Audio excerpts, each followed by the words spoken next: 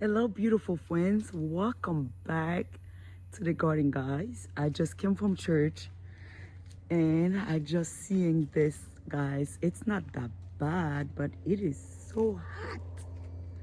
It is hot, but the grass still green. The grass still green. Look at those flowers. And I still did not apply fertilizer to the grass yet.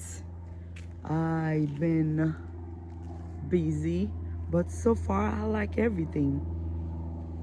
It is very dry.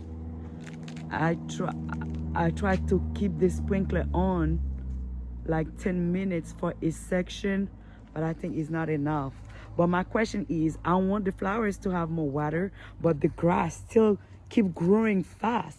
I was just cut the grass like 2 days ago, and now the grass already high. It's like, what? I have to cut the grass every week. Ooh, it's a lot of work. What is this? I did not do that.